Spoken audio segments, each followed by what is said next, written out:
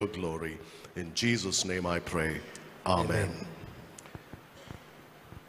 We are here this morning once again to meditate upon the cross of the Lord Jesus Christ. ఈ ఉదయకాల సమయంలో మరొకసారి మన ప్రభు అయినటువంటి యేసుక్రీస్తుని గురించిన సిలువను గురించి మనం ధ్యానించడానికి ఈ స్థలంలో ఉన్నాం. It is very important to understand the cross. సిలువను అర్థం చేసుకోవటం క్రైస్తవ జీవితంలో చాలా ప్రాముఖ్యమైనటువంటిది. But the problem sometimes with Christians is that they understand it or look at it in a very sentimental way. మరి క్రైస్తవులతో విశ్వాసులతో వచ్చిన సమస్య ఏంటంటే సిలువ వైపు అనేక మంది ప్రజలు సిలువను చూస్తున్నప్పుడు అదేదో ఒక సెంటిమెంటల్గా దాన్ని పరిగణిస్తూ ఉంటారు. Yes, there is no doubt that a true believer's heart is flooded with emotion when he thinks of what Jesus did for him on the cross. ఒక నిజ క్రైస్తవుని హృదయం అంతా కూడా యేసుక్రీస్తు ప్రభువు కల్వరి సిలువలో ఆయన చేసిన కార్యాన్ని బట్టి ఖచ్చితంగా వారి హృదయంలో చలించిపోతారు. But if it's only an emotion that the cross evokes in your heart, ఒకవేళ కేవలం ఆ భావోద్రేకమే సిలువ చెంత నీ జీవితంలో కలిగి ఉంటే then there is something wrong with your whole understanding of this great truth. ఈ గొప్ప సత్యాన్ని గురించి నువ్వు కలిగి ఉన్నటువంటి అవగాహనలో పెద్ద లోపం ఉన్నదని నువ్వు గ్రహించాలి.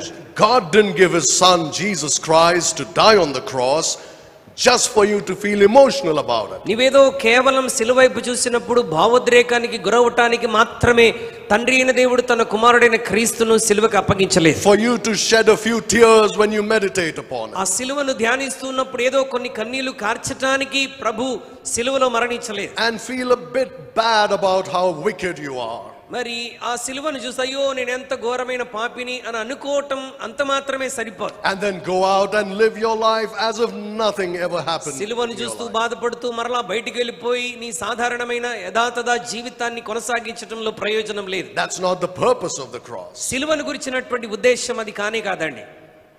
When God gave his son Jesus Christ to die on that cross, దేవుడు తన కుమారుడైన యేసుక్రీస్తుని సిలువ మీద మరణించడానికి అప్పగించినప్పుడు he did so not only to deliver you from the consequences of your sins, నీ పాపమునకు వచ్చినటువంటి ఆ శిక్షను మాత్రం అనుభవించటం దానిలో నుండి తప్పించడం మాత్రమే కాదు గాని but he gave his son to deliver you from the power of sin in your life. నీ జీవితంలో పాపపు శక్తి నుండి కూడా నిన్ను పరిపూర్ణంగా విమోచించటానికి ఆయన తన కుమారుని సిలువకు అప్పగించాడు. That's why it's important to look at the context of the cross. అందుకే సిలువ యొక్క మరి కాంటెక్స్ట్ ని ఆ సందర్భాన్ని మనం తప్పకుండా నేపథ్యాన్ని తప్పకుండా మనం గ్రహించాలి. That's why it's important that we understand the doctrine of the cross. సిలువను గురించినటువంటి సిద్ధాంతాన్ని ప్రతి విశ్వాసి తెలుసుకోవాల్సిన అవసరం ఎంతైనా ఉన్నది. Because it's not just the emotion that's important, అది కేవలం ఏదో ఒక భావోద్రేకమే మన జీవితంలో ప్రాముఖ్యమైనది కాదు గాని but to be rooted and grounded in the truth of the cross. మరి సిలువను గురించినటువంటి సత్యంలో లోతైన అనుభవంలోనికి వెళ్ళటం మన జీవితంలో చాలా ప్రాముఖ్యం. So let's begin at the heart of the matter. కనుక ఆ సిలువను గురించి హృదయపూర్వకంగా మనం గ్రహించడానికి ముందుకు వెళ్దాం. What was the need for the Son of God to die such a painful and excruciating death upon the cross? దేవుని కుమారుడైనటువంటి యేసుక్రీస్తు ప్రభువారు అంత బాధాకరమైనటువంటి శ్రమను మరణాన్ని అనుభవించటానికి గల కారణం ఏంటి? Is it just like I've said again to evoke emotions in your heart? ఇదేదో నేను ఇందాక జ్ఞాపకం చేసినట్టుగా నీలో భావోద్రేకాన్ని కలిగించడానికి మాత్రమేనా? Most Christians would say no, that's not the purpose. చాలా మంది క్రైస్తవులు అంటారు కాదండి అది సిలువ ఉద్దేశం కాదు అని చెప్తారు. They would say he died on the cross for my sins. ఆయన కల్వరి సిలువలో నా పాపముల కొరకు చనిపోయాడు. Which is true. అది సత్యమే. But did you ever stop to think? అయితే నువ్వు ఎప్పుడైనా ఇలాగ ఆలోచించడం ప్రారంభించావా? Why was the cross necessary? ఈ సిలువ ఎందుకు అంత ప్రాముఖ్యమైనటువంటిది? God is a sovereign king. దేవుడు సార్వభౌమాధికారం కలిగినటువంటి వాడు కదా. If he so chose to, he could have just forgiven mankind. ఆయన ఒకవేళ అనుకుంటే మనుషులందరి పాపాన్ని ఒక్క క్షణంలో అలా క్షమించేసేయొచ్చు కదా. You see that kings had power to do so. మరి రాజులకు మరి తన దేశంలో ఎవరైనా నేరస్తులను క్షమించే అధికారం ఉంది కదా. Today the leaders, the presidents, the prime ministers of nations have that power. దేశ అధినేతలు లేకపోతే దేశానికి ఉన్న అధ్యక్షులు, ప్రెసిడెంట్లు, ప్రైమ్ మినిస్టర్లు అలాంటి అధికారాన్ని కలిగినటువంటి వారు. They have the power to pardon the worst of criminals in jail. ఒక భయంకరమైనటువంటి ఖైదీ యొక్క పాపములన్నిటిని క్షమించగలిగినటువంటి అధికారం వారికి ఉన్నది. If they wield such power, ఒకవేళ ఈ లోక అధికారులే అలాంటి గొప్ప అధికారాన్ని కలిగి ఉంటే, doesn't God have that power? సార్వభౌమాధికారం కలిగినటువంటి దేవుడికి మనుషుల్ని క్షమించగలిగిన అధికారం లేదంటారా? Then why did he require that his son die such an excruciating death upon the cross? మరి మనుషుల్ని పాపం నుండి విడిపించడానికి మరి అంత భయంకరమైన కలువరి శిలువ శ్రమను తన కుమారునికి ఎందుకు అప్పగించాలి? Why that pain? ఎందుకు ఆ బాధ? Why that suffering? ఎందుకు ఆ శ్రమ ప్రభు అనుభవించాలి? Why that shame upon the cross? ఎందుకు కలువరి శిలువలో అవమానాన్ని భరించాలి? Why couldn't he have just forgiven everyone? ఆయన అలా అందరి పాపములను ఒక్కసారి క్షమించేస్తే అయిపోయేది కదా. I want to turn your attention this morning to a very familiar passage in the Bible. పరిశుద్ధ గ్రంథంలో మనందరికీ బాగా సుపరిచితమైన వాక్యంలోనికి మిమ్మల్ని తీసుకుని వెళ్ళాలని ఆశపడుతున్నాను. Isaiah chapter 53. యెషయా గ్రంథం 53వ అధ్యాయం. Isaiah 53 verses 10 and 11. యెషయా గ్రంథం 53వ అధ్యాయం 10-11 వచనాలు మనం చదువుదాం. అతని నలుగగొట్టుటకు యెహోవాకి ఇష్టమాయెను, ఆయన అతనికి వ్యాధి కలగజేసెను. అతడు తన్ను తానే అపరాధ పరిహారార్థ బలిగా చేయగా అతని సంతానము చూచును. అతడు దీర్ఘాయుష్మంతుడగును, యెహోవా ఉద్దేశం అతని వలన సఫలమగును. అతడు తన కలిగిన వేదనను చూచి తృప్తి పొందును. నీతిమంతుడైన నా సేవకుడు జనుల దోషములను భరించి తనకున్న అనుభవ జ్ఞానము చేత అనేకులను నిర్దోషులనుగా చేయును. I want to draw your attention to a few words in this passage. ఈ ఉదయకాల సమయంలో కొన్ని మాటల వైపు మన దృష్టిని మనం కేంద్రీకరిస్తాం. In verse 10 it says it pleased the Lord. మరి 10వ వచనంలో దేవుని వాక్యం అంటుంది యెహోవాకు ఇష్టమాయెను. The pleasure of the Lord. మరి దేవునికి సంతోషం కలిగింది అని అంటూ ఉన్నాడు. And then look at verse 11. 11వ వచనాన్ని చూడండి. అతడు తనకు కలిగిన వేదనను చూచి తృప్తి నొందును. Look at the word satisfied. తృప్తి నొందెను అన్నటువంటి మాటని గమనించండి. It pleased God దేవునికి ప్రీతికరముగా ఉన్నది to put his son on that cross. తన కుమారుడైన క్రీస్తును సిలువలో పెట్టడం దేవునికి ప్రీతికరముగా ఉన్నది. It satisfied God. అంత మాత్రమే కాదు, అది తనకి తృప్తిని కలగజేస్తూ ఉన్నది. Now here is the purpose of the cross of Jesus Christ. ఇక్కడ యేసుక్రీస్తు సిలువను గురించినటువంటి ఉద్దేశం మనం ఇక్కడ చూస్తున్నాం. Yes, it is true. The simple answer is true that he died for our sins. అవునండి, వాస్తవం ఏంటంటే ప్రభు అయినటువంటి యేసుక్రీస్తు మన అందరి పాపముల కొరకు చనిపోయాడు. But there is a greater truth involved. అయితే దానిలో ఒక అద్భుతమైనటువంటి సత్యం దాగి ఉన్నది. He died to satisfy God himself. ఆయన తన తండ్రి అయిన దేవుని సంతృప్తి పరచటానికి ఆయన కలువరి సిలువలో మరణించాడు. Did you ever think about it? ఎప్పుడైనా ఈ విషయాన్ని గురించి ఆలోచించామా? That the cross was not just for you and me, but it was for God. సిలువ అనేటువంటిది కేవలం పాపులను రక్షించుట కొరకు మాత్రమే కాదు గాని తండ్రి అయిన దేవునికి సంతృప్తి కలిగించటానికి, To please him. తన దేవుణ్ణి తృప్తిపరచటానికి, To satisfy him. ఆయనకు తృప్తి కలిగించటానికి. This is a great truth that all of us must stop and think about. మనందరం కూడా ఆలోచించవలసినటువంటి గొప్ప సత్యం ఇది. The cross was made necessary to satisfy God. మరి పరలోకంలో ఉన్న తండ్రిని తృప్తిపరచటానికి సిలువ ప్రాధాన్యత వహిస్తున్నది. What does this mean? అంటే దాని అర్థం ఏంటి? Let me again draw your attention to another passage in the Bible. మరి యొక్క వచనంలోనికి మన దృష్టిని మనం తీసుకుని వెళ్దాం. Look at Deuteronomy chapter 32. ద్వితీయోపదేశకాండం 32వ అధ్యాయంలోనికి ఒకసారి రండి. Deuteronomy 32 and verse 4. ద్వితీయోపదేశకాండం 32వ అధ్యాయం 4వ వచనాన్ని మనం చదువుకుందాం. ద్వితీయోపదేశకాండం 32వ అధ్యాయం 4వ వచనాన్ని నేను చదువుతున్నాను. ఆయన ఆశ్రయదుర్గముగా ఉన్నాడు, ఆయన కార్యము సంపూర్ణము, ఆయన చర్యలన్నీ న్యాయములు, ఆయన నిర్దోషి అయి నమ్ముకొనదగిన దేవుడు, ఆయన నీతిపరుడు, యథార్థవంతుడు. Here is a verse that describes our God. మన దేవుని గురించి వివరిస్తున్నటువంటి వచనం ఇక్కడ మనకు కనబడుతున్నది. It says he is a rock. ఆయన దుర్గముగా ఉన్నాడు. What does it mean? దాని అర్థం ఏంటి? That means he's solid, rock solid.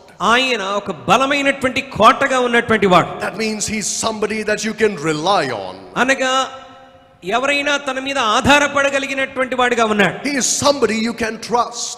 నీవు నమ్మదగినటువంటి వాడుగా ఉన్నాడు. You can go to him for protection from the storms of life. నీ జీవితంలో వచ్చేటువంటి తుఫానులన్నిటిలో నుండి భద్రత కొరకు నీవు ఆ ఆశ్రయ దుర్గం దగ్గరికి వెళ్ళవచ్చు. You can go and hide yourself under the shadow of that rock from the heat of the sun. ఆ ఆశ్రయ దుర్గమైనటువంటి ఆయన నీడలో ఆ సూర్యుని యొక్క వేడిమి నుండి నువ్వు తప్పించుకొని దాక్కొనవచ్చు. He is somebody you can absolutely trust. He is trustworthy. నీవు ఎల్లప్పుడూ నమ్మదగినటువంటి దేవుడైనటువంటి వాడు ఆయన. This is a picture of reliability and trustworthiness. మనం ఆధారపడగలిగినటువంటి నమ్మదగినటువంటి దేవుని యొక్క వాస్తవం ఇక్కడ మనం చూస్తున్నాం. How many of you believe that? మీలో ఎంతమంది ఈ వాస్తవాన్ని నమ్ముతున్నారు? That God is trustworthy. మన దేవుడు నమ్మదగిన వాడు. All of you do. మనందరం కూడా ఆ విషయాన్ని But I want to ask you a question. మిమ్మల్ని ఒక ప్రశ్న అడుగుతున్నాను. What makes him trustworthy? మరి ఎందుకు నీవు ఆయన మీద నమ్మకాన్ని ఉంచుతున్నావు? What makes God someone who can be trusted? మరి ఏ విషయాన్ని బట్టి ఒక వ్యక్తి దేవుని మీద ఆధారపడగలడు? Did you ever think about that? ఎప్పుడైనా ఆ విషయాన్ని గురించి ఆలోచించావా? When you put your trust in someone, ఒక వ్యక్తి మీద నీ నమ్మకాన్ని ఉంచినప్పుడు what makes you decide that this man is trustworthy? ఈ వ్యక్తి నేను నమ్మదగిన వాడు, ఆధారపడగలిగినటువంటి వాడని ఏ విషయాన్ని బట్టి నువ్వు నిర్ణయించుకుంటావు? You don't do it blindly. నీవు ఏదో గుడ్డిగా ఒక వ్యక్తిని నమ్మబండి. Right? If you meet someone for the first time, ఎవరైనా ఒక వ్యక్తిని మొట్టమొదటిసారిగా నువ్వు కలిసినప్పుడు you're not going to take your wallet out and keep it in his hand for safekeeping. నీ పాకెట్ లో ఉన్నటువంటి వాలెట్ తీసి అతని చేతిలో నువ్వు అప్పగించావు And say, I'll just come back, hold it for me. దయచేసి ఇది మీ చేతిలో పెట్టుకొని నేను మరలా వచ్చి తీసుకుంటానని చెప్తావా కొత్తగా కలిసిన వ్యక్తితో? No, you won't trust him for a moment. ఆ మొదటిసారి కలిసినటువంటి వ్యక్తిని నువ్వు ఎప్పుడు కూడా నమ్మవు. Because you don't know anything about him. ఎందుకంటే ఆయన గురించి నీకు ఏమీ తెలియదు. What makes a person trustworthy? అయితే ఒక వ్యక్తిని నమ్మదగిన వాడిగా ఉండటానికి ఏ విషయం మనకు దోహదపడుతుంది? Is his character. అది ఆయన ప్రవర్తన, His characteristics. ఆయన గుణగణాలు, His nature. ఆయన యొక్క స్వభావం. When it comes to God, his attributes. దేవుని యొద్దకు వచ్చినప్పుడు ఆయన కలిగి ఉన్నటువంటి గుణగణములు. These are the things that make God trustworthy. ఈ విషయాలన్నిటిని ఆధారం చేసుకొని మనం దేవుని నమ్మదగిన వాడుగా ఎంచుతూ ఉన్నాం. Now if you're thinking that we have lost track, we are here to talk about the cross, we are talking about God's trustworthiness. Master గారు మీరు సిలువను గురించి మాట్లాడకుండా దేవుడి నమ్మకత్వాన్ని మాట్లాడుతున్నారేమో అని మీరు ఒకవేళ అడిగితే, don't worry, we'll come back. మనం సిలువ యొద్దకే తిరిగి It's రాబోతున్నాం. all connected. ఇవన్నీ కూడా ఒకదానికొకటి సంబంధం కలిగినటువంటివి. You see, it is God's character, his attributes that make him trustworthy. దేవుని యొక్క ప్రవర్తన, ఆయన కలిగి ఉన్నటువంటి గుణగుణములన్నిటినీ మనం ఆయన మీద ఆధారపడినట్లుగా చేస్తున్నాయి. This verse tells us the nature of God. ఈ వచనము దేవుని యొక్క స్వభావాన్ని మనకు తెలియజేస్తున్నది. His work is perfect. ఆయన కార్యము సంపూర్ణమని అంటున్నాడు. All his ways are judgment. ఆయన చర్యలన్నీ న్యాయములు అని మాట్లాడుతున్నాడు. A God of truth and without iniquity. ఆయన నిర్దోషి అయి నమ్ముకొనదగిన దేవుడై ఉన్నాడు. Just and righteous or right ఆయన is he. నీతిపరుడును యథార్థవంతుడునై ఉన్నాడు. This is what makes him trustworthy. ఈ విషయాలు మనం దేవుని మీద ఆధారపడినట్లుగా మనల్ని చేస్తున్నాయి. The words describe his perfection. ఈ వచనము ఆయన పరిపూర్ణతను మనకు They తెలియజేస్తున్నాయి. describe his judgment. ఆయన యొక్క మరి నీతిని న్యాయమును మనకు కనబరుస్తున్నాయి. His truth, his sinlessness. ఆయన నిర్దోషత్వమును, ఆయన పాపం లేని స్వభావాన్ని తెలియజేస్తున్నాయి. His righteousness. ఆయన యొక్క నీతిని యథార్థతను తెలియజేస్తున్నది. Wonderful attributes. ఎంత అద్భుతమైనటువంటి గుణగణాలు. Now when you have to describe all of these with one word, వీటన్నిటిని ఒక్క మాటలో నువ్వు విశదపరచాలి అని అంటే the word would be holy. పరిశుద్ధుడు అన్నటువంటి ఒక్క మాట సరిపోతుంది. God is holy. మన దేవుడు పరిశుద్ధుడు.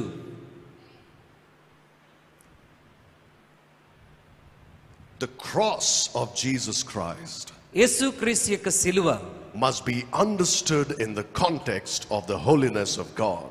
దేవుని యొక్క పరిశుద్ధతను ఆధారం చేసుకొని అర్థం చేసుకోవాలి.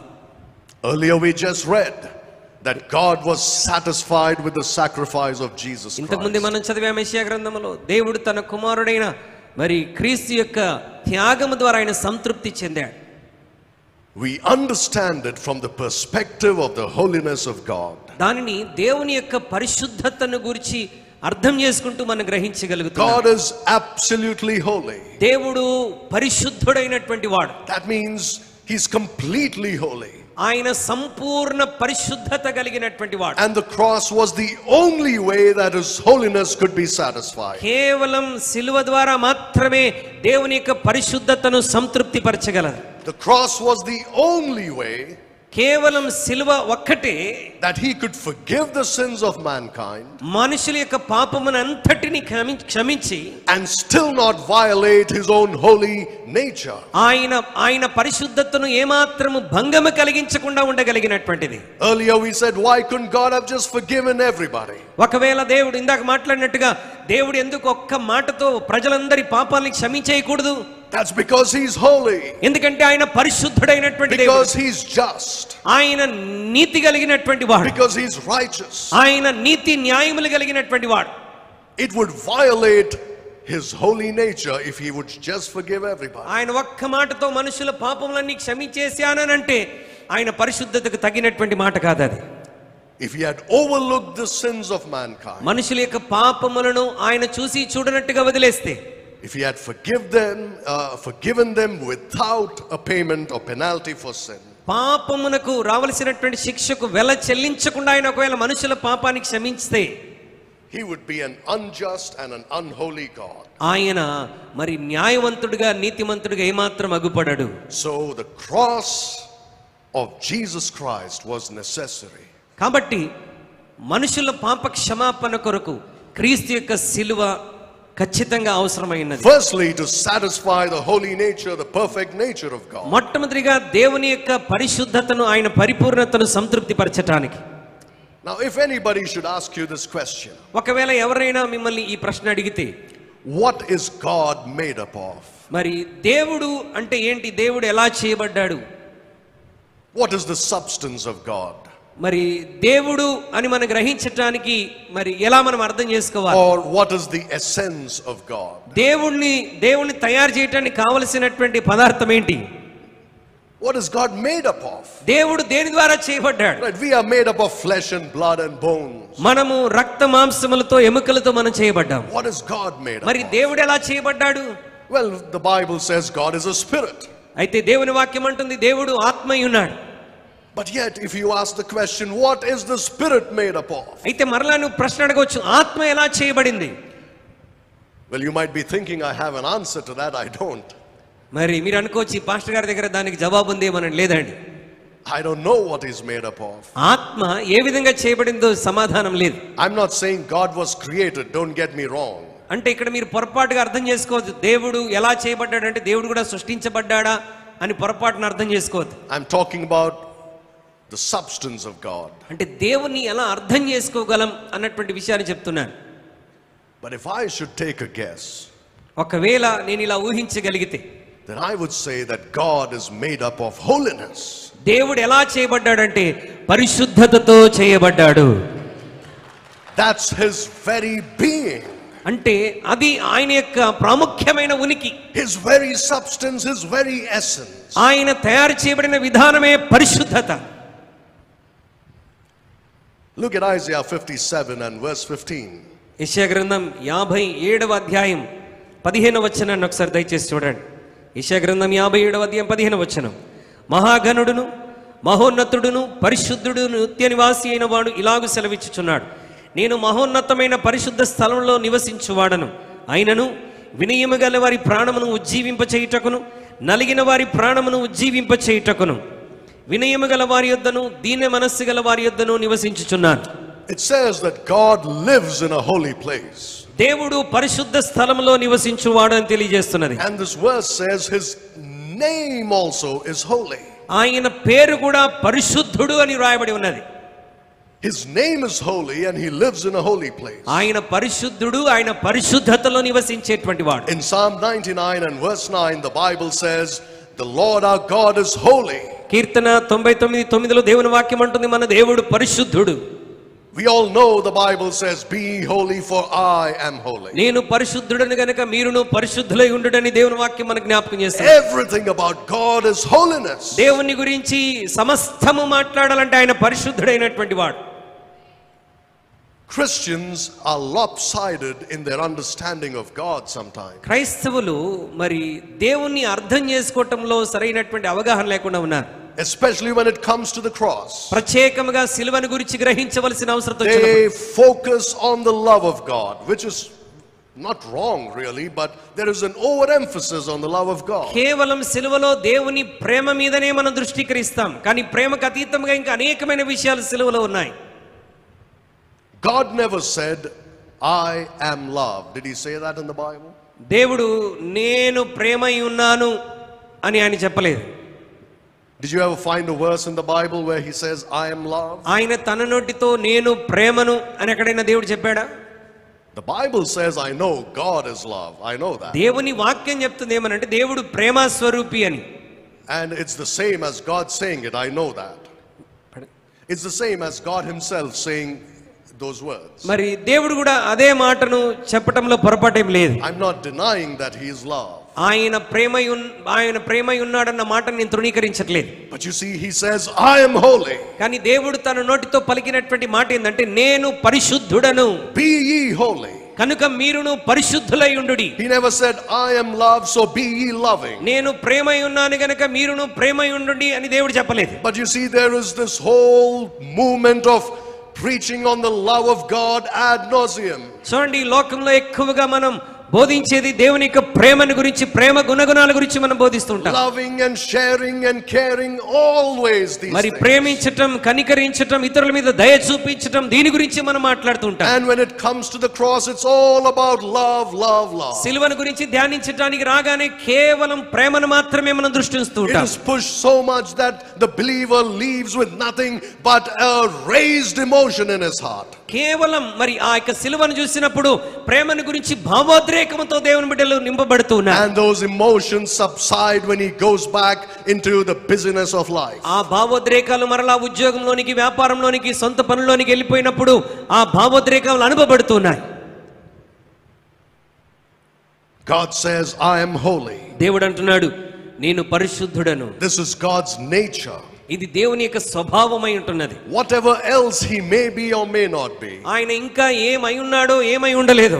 one thing is for sure in an absolute sense. ఒక విషయం మాత్రమే ఖచ్చితం, వాస్తవం. He is holy. ఆయన పరిశుద్ధుడు. And his holiness ఆయన పరిశుద్ధత is the basis of every attribute that he possesses. ఆయన కలిగి ఉన్నటువంటి గుణగణములన్నిటికీ అది ఆధారముగా ఉంటున్నది. Is God love? దేవుడు ప్రేమై ఉన్నాడా? Yes. అవునండి. But that love flows from his holiness. అయితే ఆ ప్రేమ దేవుని పరిశుద్ధతలో నుండి ప్రవహిస్తున్నది. Is God kind and merciful and gracious? దేవుడు దయగలిగిన వాడు, కరుణ కలిగినటువంటి వాడా? They flow from this attribute of ఆయన holiness. దయా కరుణలు దేవుని పరిశుద్ధతలో నుండి ప్రవహిస్తున్నాయి. Is he faithful? Is he good? ఆయన నమ్మదగిన వాడు, మంచివాడై ఉన్నాడా? That's because his holiness requires. ఆయన మంచితనం పరిశుద్ధతలో నుండి ప్రవహిస్తున్నది. You understand this, that every attribute of God is demanded by his holiness. దేవుడు కలిగి ఉన్న ప్రతి లక్షణం, ప్రతి గుణగణం ఆయన పరిశుద్ధతలో నుండి వస్తున్నటువంటిదే. Because he's holy, he's loving. ఎందుకంటే ఆయన పరిశుద్ధుడై ఉన్నాడు గనుక ఆయన ప్రేమిస్తూ ఉన్నాడు. Because he's holy, he's kind and just and good and faithful. ఆయన పరిశుద్ధుడు గనుక నమ్మదగిన వాడు, నీతిమంతుడిగా, సత్యవంతుడిగా ఉంటున్నాడు. There is one attribute I want you to notice this morning. ఈ ఉదయకాల సమయంలో ఒక్క గుణమును మీరు గ్రహించాలని కోరుతున్నాను. The most important attribute of God that flows directly from his holiness ఆయన పరిశుద్ధతలో నుండి నేరుగా ప్రవహించేటువంటి ఒక అద్భుతమైనటువంటి గుణ లక్షణం is his justice. ఆయన మరి న్యాయము. Again, you see, the problem is when we talk about these things, ఈ విషయాల గురించి మనం మాట్లాడుకుంటున్నప్పుడు they don't really stir up emotions in our heart. ఈ విషయాలు, ఈ వాస్తవాలు చాలా సందర్భాల్లో మనల్ని భావోద్రేకంగా గురి చేయలేవు. God doesn't want us always to be emotional about the cross.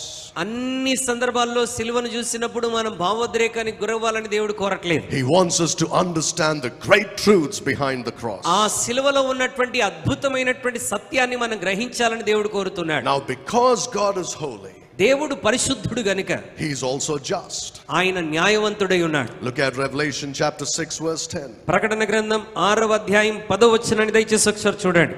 ప్రకటన గ్రంథం 6వ అధ్యాయం 10వ వచనం. వారు నాథా, సత్యస్వరూపి, పరిశుద్ధుడా, ఎందాక తీర్పు తీర్చకయు మా రక్తము నిమిత్తము భూనివాసులకు ప్రతిదండన చేయకయు ఉందువని బిగ్గరగా కేకలు వేసిరి. In the Old Testament, when Daniel saw the Lord Jesus Christ before his incarnation. మరి పాత నిబంధన కాలంలో క్రీస్తు నరరూపిగా రాకముందే దానియేలు మరి యేసుక్రీస్తు ప్రభువుని చూసినప్పుడు he saw him as a judge. ఆయన అతన్ని న్యాయవంతునిగా చూశాడు. When John the apostle saw him after his ascension into heaven, మరి క్రీస్తు ఆరోహణమై పరలోకానికి వెళ్ళిపోయిన తర్వాత యేసుక్రీస్తు ప్రభు దర్శనం చూసినప్పుడు he saw him as a judge. అతన్ని న్యాయవంతుడిగా చూశాడు. He is a holy judge. ఆయన పరిశుద్ధుడైన న్యాయవంతుడు. And he demands justice every single time. ఆయన ప్రతి సందర్భంలో న్యాయమును కోరుకునేటువంటి వాడు. In this verse that we have just read, మనం చదివినటువంటి ఈ లేఖన భాగంలో they cried with a loud voice, వారందరూ కూడా బిగ్గరగా కేక వేస్తూ ఉన్నారు. how long, O Lord, holy and true, నాదా సత్య స్వరూపి పరిశుద్ధుడా అని కేకలు వేస్తున్నారు. dost thou not judge and avenge our blood? మరి ఎందాక తీర్పు తీర్చకయు మా రక్తం నిమిత్తం భూనివాసులకు ప్రతిదండన చేయకుంటావు. You see the connection between the holiness of God and him being a judge? చూడండి, దేవుని యొక్క పరిశుద్ధతను గురించి అదే విధంగా మరి ఆయన న్యాయవంతుడన్న మాటను గురించి ఒకసారి కనెక్షన్ చూడండి. The Bible says that judgment and justice are the habitation of his throne. మరి న్యాయము తీర్పు అనేటువంటివి దేవుని సింహాసనం నుండి వస్తున్నటువంటివి. This is what sets our God apart from all the gods in this world. మరి ఈ లోకంలో ఉన్నటువంటి దేవుళ్ళు దేవతలందరి నుండి మన దేవునిలో కలిగి ఉన్నటువంటి ప్రత్యేకమైనటువంటి విషయమే ఇది. Holiness, పరిశుద్ధత, justice, న్యాయము, judgment. మరి తీర్పు. You don't see it in any other god. ఇవి వేరే ఏ దేవుళ్ళో కూడా మనం చూడలేమండి. Maybe you will see love. బహుశా ప్రేమను చూడగలమేమో ఇతర Maybe you will దేవుళ్ళో. see forgiveness. ఇతర దేవుళ్ళో క్షమాపణ చూడగలమేమో. Maybe you can see kindness. ఇతర దేవుళ్ళో దయను చూడగలమేమో. But you cannot see holiness. కానీ యేసులో మన దేవుళ్ళో ఉన్న పరిశుద్ధత ఎవరిలోనూ మనం చూడలేము. Justice, న్యాయము and judgment. తీర్పు, That's our God. అవే మన దేవుడై ఉన్నాడు. And these are the attributes that demanded the cross of ఈ Jesus Christ. అద్భుతమైన గుణలక్షణములు మరి సిలువను కోరుకుంటూ ఉన్నాయి. Our God is without comparison when it comes to his holiness. ఆయన పరిశుద్ధతను గురించి మాట్లాడితే పరిశుద్ధతలో ఆయనకు సాటి అయిన వారి లోకంలో ఎవరు లేరు. There is no God in heaven or earth or under the earth. భూమి మీదనైనను పరలోకమందైనను భూమి క్రిందనైనను మన దేవుడి వంటి పరిశుద్ధుడైన దేవుడు మరెవరునూ లేరు. Who could say to his creation, ఆయన తన సృష్టికి ఇలాగ చెప్పగలడు, be ye holy, for I am holy. నేను పరిశుద్ధుడను గనుక మీరును పరిశుద్ధులై ఉండడని చెప్పగలిగిన వాడు మన దేవుడు ఒక్కడే. But you see, brethren, that is a grim truth. అది ఎంత వాస్తవం ఒకసారి గమనించండి. If you think about it, దీని గురించి మనం ఆలోచిస్తున్నప్పుడు it should send shivers down your spine in fear.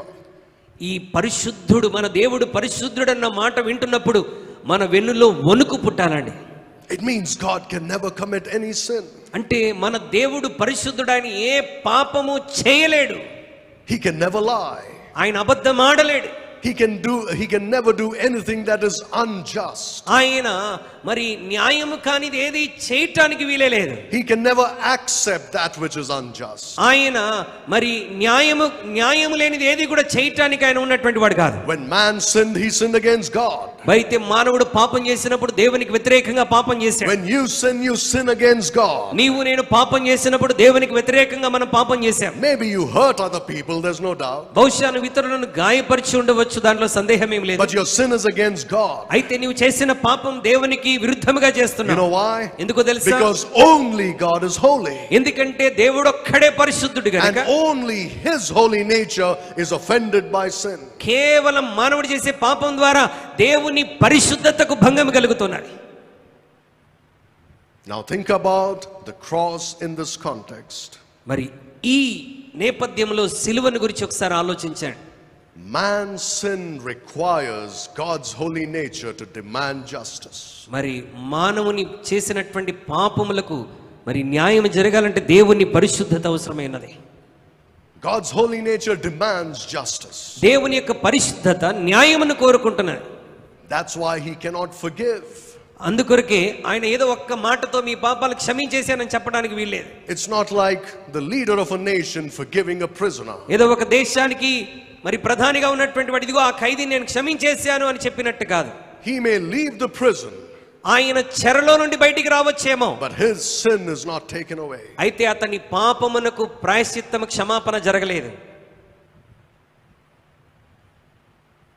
God's holy nature says that sin must be punished. దేవుని పరిశుద్ధత ఏమని బోధిస్తున్నదంటే ఆ పాపము శిక్షించబడాలి. That's why he had to put his son to such grief and to such pain.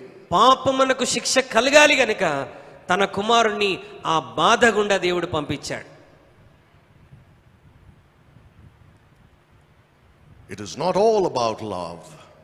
ఇది కేవలం ప్రేమను గురించి మాత్రమే కాదండి. Now, is it true that God's love is seen in the cross? మరి దేవుని యొక్క ప్రేమను కల్వరి సిలువలో చూస్తున్నామనేటువంటిది వాస్తవమేనా? Yes, it is true. అవును, ఆయన ప్రేమను సిలువలో చూడగలుగుతున్నాం. But never forget this. అయితే ఈ విషయాన్ని ఎప్పుడు మర్చిపోవద్దు. What made God love the world so much? అయితే దేవుడు లోకాన్ని అంతగా ప్రేమించడానికి గల కారణం ఏంటి? That he gave his only begotten son. ఆయన తన ఏకైక కుమారుని లోకం కొరకు ఇవ్వటానికి గల కారణం ఏంటి? What is the motive of his love? ఆయన ప్రేమలో ఉన్నటువంటి ఆ ఉద్దేశం ఏంటి? What is behind his love that he ఆయన loved us? మానవాళి మీద ప్రేమ చూపించడానికి వెనకాల ఉన్నటువంటి కారణం ఏంటి? It's his holiness. అది ఆయన పరిశుద్ధత. When we come to the cross, మనం సిలువ చెంతకు వచ్చినప్పుడు it's not for us to just gaze upon him as he hangs there for our sins ఏదో మన పాపముల కొరకు ఆయన సిలువలో వేలాడుతున్నాడని అటువైపు దృష్టించటం మాత్రమే కాదు. and look at him and weep a few tears ఆయన వైపు చూస్తూ ఆయన శ్రమలను చూడలేక కొన్ని కన్నీళ్లు గార్చటం ద్వారా and సరిపోదు. sympathize with all his sufferings ఆయన యొక్క శ్రమలు చూసి అయ్యో అని హృదయంలో వేదన చెందటం కాదు. and say how sad that the holy son of God, the sinless son of God, had to go through this for me. పరిశుద్ధుడైన దేవుని కుమారుడు ఇంత భయంకరమైన శ్రమ అనుభవించటం ఎంత భయంకరమని నువ్వు మాట్లాడుకోవచ్చు. But that's not what is going to edify you. అలా ఆయన ప్రేమను ఊకే నువ్వు గ్రహించటం ద్వారా నీవు ఆత్మీయ జీవితంలో అభివృద్ధి చెందలేదు. There are two things more that you need to think about. నీవు గ్రహించవలసిన రెండు ప్రాముఖ్యమైనటువంటి సంగతులు ఉన్నాయి. Your own sinfulness నీ సొంత పాప స్వభావం and the holiness of God. దేవుని యొక్క పరిశుద్ధత. Every time you come to the cross, నీవు సిలువ చెంతకొచ్చిన ప్రతిసారి, every time you meditate upon the cross, దేవుని సిలువను గురించి నువ్వు ధ్యానిస్తున్న ప్రతిసారి, every time you think of the sufferings of the Son of God on the cross, Calvary సిలువలో దేవుని కుమారుని యొక్క శ్రమలను ధ్యానిస్తున్న ప్రతిసారి look back and see how holy God is. నీవు వెనుకకు తిరిగి ఆ దేవుడు ఎంత పరిశుద్ధుడో ఒకసారి ఆలోచించు. And look at the grim justice that his holiness demands. ఆయన యొక్క న్యాయం పరిశుద్ధతను ఎంతగా కోరుకుంటుందో ఒకసారి ఆలోచించు. And then look at your own heart. ఆ తర్వాత నీ సొంత హృదయం లోపలికి నువ్వు తొంగి చూడు. And think of how sinful it is. ఒక్కసారి నువ్వు ఆలోచించు ఎంత భయంకరమైన పాప స్వభావం నీ హృదయంలో ఉన్నది. That it had to be the Son of God himself who had to take your ఇదిగో place. నా పాప స్వభావాన్ని బట్టి ఆ దేవుని కుమారుడే నా కొరకు భూమి మీదకి వచ్చి శ్రమ అనుభవించవలసి వచ్చింది. I couldn't pay for it myself. నాకు నేనుగా నా పాపాన్ని శిక్షనికి వెల చెల్లించలేను. Because that would mean that I should go to hell. దాని అర్థం ఏంటంటే నేను చేయలేను గనుక ఇక నేను నరకానికి వెళ్ళవలసిందే. But that's why Jesus died for my sins. అందుకొరకే యేసుక్రీస్తు ప్రభువారు నా పాపముల కొరకు సిలువలో To చనిపోయాడు. satisfy the holiness of God. దేవుని పరిశుద్ధతను సంతృప్తి పరచటానికి. When we think about it, it gives us motive to live a holy life. దీని దేవుని పరిశుద్ధతను గురించి మనం ధ్యానిస్తున్నప్పుడు పరిశుద్ధంగా జీవించాలి అన్నటువంటి ఒక ఆలోచన మనకు My కలగజేస్తుంది. point is this. నా ఆలోచన ఏంటంటే I want to leave you with this. నేను ఈ మాటతో మిమ్మల్ని విడిచిపెట్టాలని ఇష్టపడుతున్నాను. That if the cross doesn't produce holiness in our lives, దేవుని సిలువ విశ్వాసులమైన మన జీవితాల్లో పరిశుద్ధతను వృద్ధి చెందించకపోతే the cross is made of none effect in our lives. ఆ సిలువ మన జీవితంలో వ్యర్థమైపోతుంది. Again, let me emphasize this. నేను మరలా ఈ విషయాన్ని నొక్కి చెప్తున్నాను. It is not for you to feel bad that he died on the cross. ఆయన సిలువలో చనిపోయాడని మనం ఏదో బాధను వ్యక్తపరచడం సరిపోదు. It's not just to save you from hell that he died on the cross. ఆయన కేవలం నిన్ను నరకం నుండి తప్పించడానికి సిలువలో మరణించలేదు. But he died to make you free from the power of sin.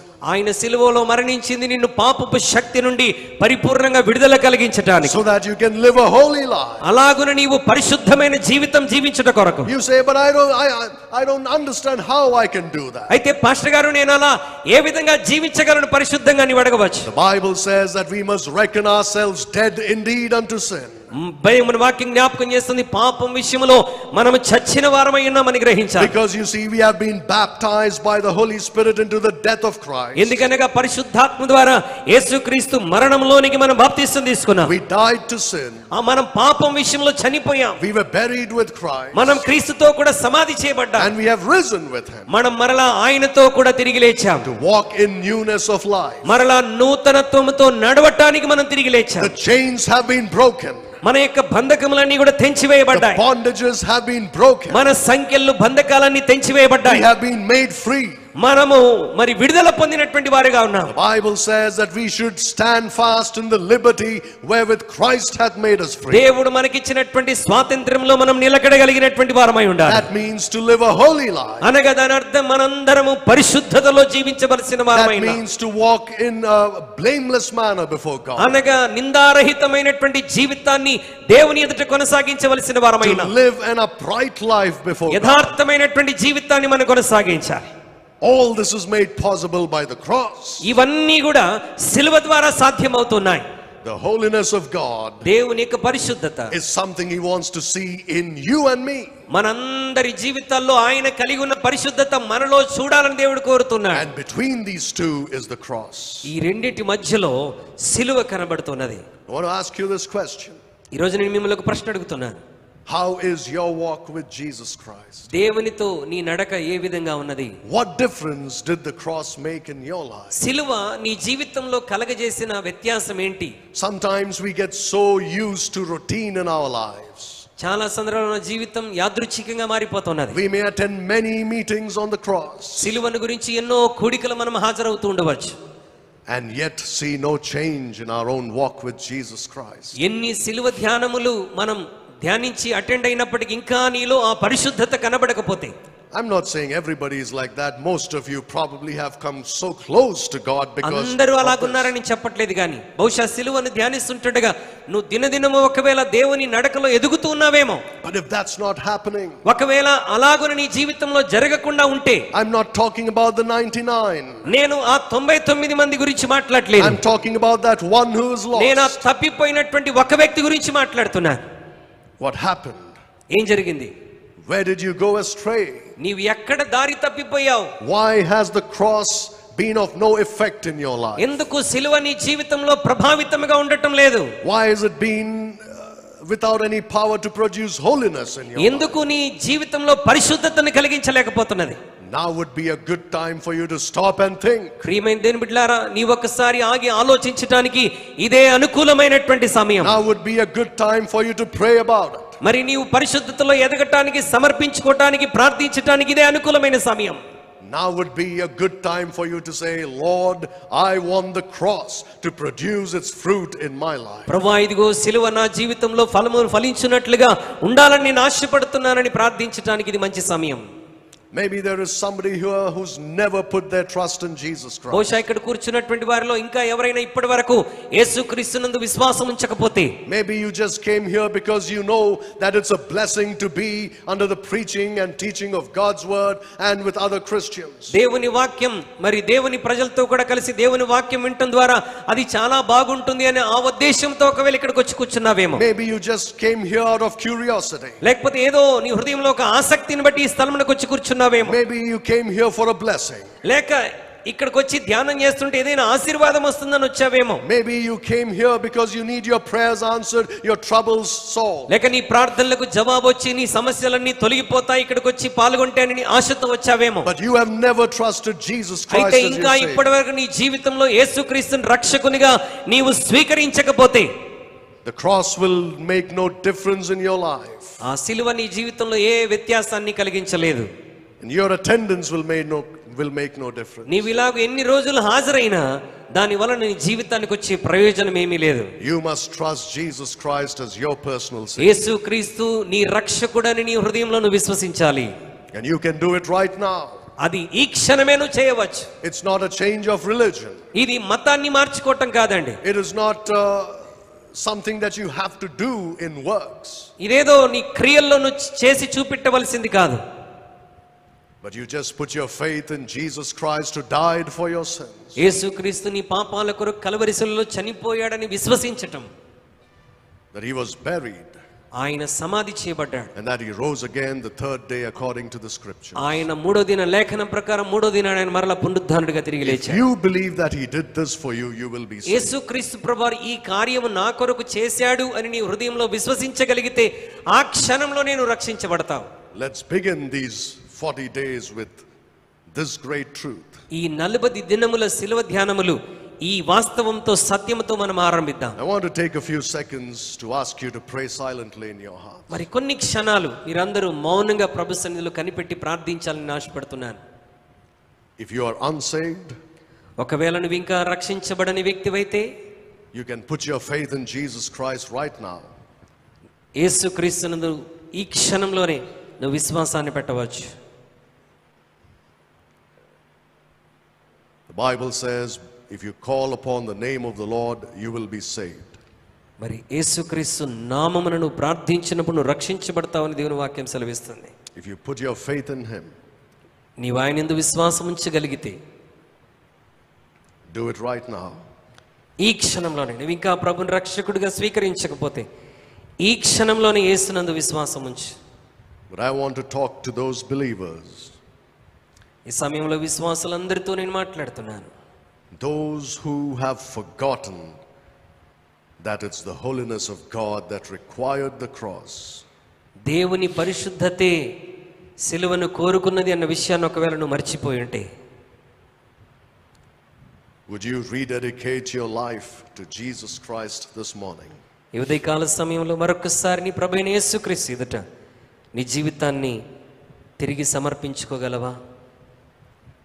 Maybe there's a sin that you need to confess and get rid of. నీ ఒప్పుకొని విడిచిపెట్టవలసిన పాపం ఇంకా నీ హృదయంలో ఏదైనా ఉన్నదేమో. Do it right now. ఈ క్షణంలోనే వాయిదా వేయకుండా ఇప్పుడే ఆ పాపాన్ని విడిచిపెట్టి ప్రభు సన్నిధిలో ప్రార్థించు. Maybe your fellowship with Jesus Christ is broken. బహుశా యేసుక్రీస్తుతో నీ అనుదిన సహవాసం ఎక్కడైనా తెగిపోయిందేమో. Get back right now. ఆయనతో సహవాసంలో మరలా తిరిగి ఏకమైపో. And say, Lord, help me to be holy. దేవుని సన్నిధిలో ప్రార్థించండి, ప్రభువా నేను పరిశుద్ధుడిగా జీవించడానికి సహాయం చేయండి. Give me a desire to walk uprightly with you all the days of my life. నా జీవితాంతము నీతి న్యాయములు కలిగి యథార్థతతో పరిశుద్ధతో నడవటానికి నాకు సహాయం చేయండి. Would you pray that? ఆ ప్రార్థన ఈ ఉదయకాల సమయంలో చేయగలవా?